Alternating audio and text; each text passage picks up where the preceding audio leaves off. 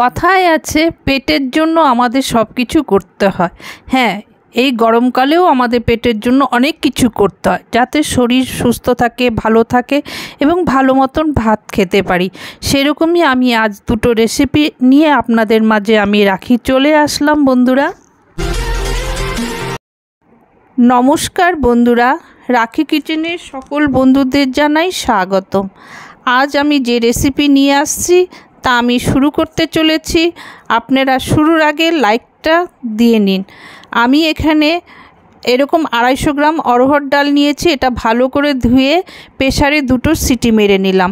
তারপর কড়াইয়ের মধ্যে ডালটা দিয়ে দিলাম। ছোট করে লাউ কেটে এবং ধুয়ে এই ডালের মধ্যে আমি দিয়ে দিলাম। তরকারি কাটা আমি দেখাচ্ছি না, ভিডিওগুলো এই কারণে বড় করে লাভ নেই, তরকারি কাটতে সবাই পারে। এখন আমি দিয়ে দেব এর মধ্যে স্বাদ মতন লবণ আর আধা চামচ হলুদ দিয়ে এটাকে টকবক করে ফোটাতে হবে। কথায় বলে না, ডাল যত ফুটবে তত খেতে ভালো, তবে সাম্বারের আগে। তারপর কয়েকটা কাঁচা লঙ্কা দিয়ে দিলাম। খুব ভালো করে এটাকে নাড়াতে হবে। তারপর আমি ডালটা এক সাইডে রেখে আমি এখন ফোড়ন দিয়ে নিচ্ছি। ঘি দিয়েছি, তার মধ্যে কয়েকটা শুকনো লঙ্কা আর দিব কিছুটা হিং আর দিলাম গোটা জিরা। এগুলো খুব ভালো করে একদম ফোড়ন দিতে হবে। এরকমভাবে ডাল ফোড়ন দিলে খেতে খুব ভালো হয়। এখন দিয়ে দিয়েছি কিছুটা কারি পাতা। এই কারি পাতা অরহর ডালের মধ্যে দিলে টেস্টটা আরও দ্বিগুণ বেড়ে যায়।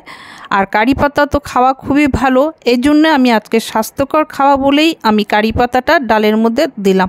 এখন আমি ওই ফোড়নটা এর মধ্যে দিয়ে দিলাম। অরহর ডাল, তারপর কারি পাতা, লাউ, হিং সবই তো শরীরের পক্ষে উপকারী। আর এই ডালটা তাহলে আপনাদের কি বোঝা গেল যে খুবই স্বাস্থ্যকর এবং পুষ্টিকর ডালটা আমি বানালাম।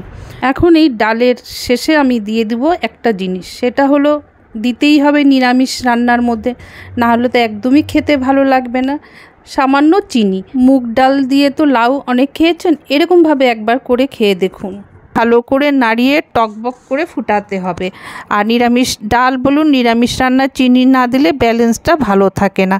আমার ডাল প্রায় হয়ে গেছে, এখন আমি নামিয়ে নেব।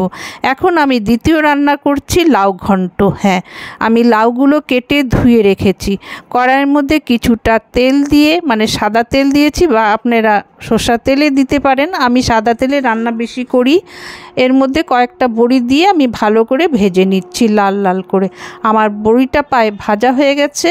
এখন আমি নামিয়ে নিব একটা পাত্রের মধ্যে। এখন ওই তেলের মধ্যেই আমি দিয়ে দিলাম কয়েকটা শুকনো লঙ্কা আর গোটা জিরা ফোড়ন।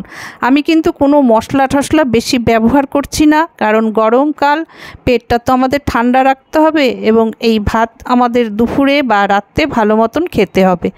এখন আমার প্রায় ভাজা হয়ে গেছে, এখন আমি লাউগুলো দিয়ে দিলাম।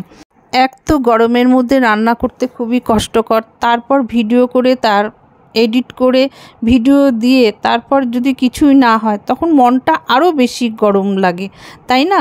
তাই যতটুকু পারুন আপনারা ভিডিওটা দেখুন। আর আমি তো ভিডিওটা খুবই ছোট দিই, বেশি বড় দিই না। আমি এখন দিয়ে দিলাম স্বাদ মতন লবণ, আধা চামচ হলুদ আর কয়েকটা কাঁচা লঙ্কা। খুব ভালো করে নাড়িয়ে এখন আমি এটা 10 থেকে 15 মিনিট ঢেকে রাখবো। আমি 10 মিনিট পর ঢাকনাটা উঠিয়ে দেখলাম যে আমার লাউ সিদ্ধ হয়েছে কিনা। দেখলাম যে হ্যাঁ, লাউটা ভালো মতন সিদ্ধ হয়ে গেছে। এখন আমি দিয়ে দিলাম বড়ি ভাঙ্গাগুলো, মানে বড়িগুলো আমি ভেঙে রেখেছি।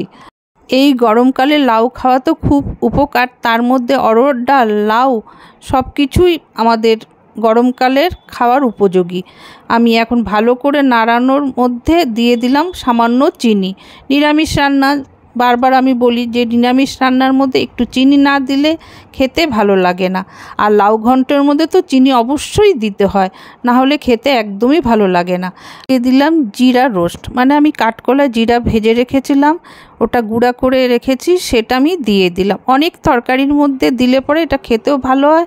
আর জিরা তো পেটের পক্ষে ভালো, অনেকেই জানেন।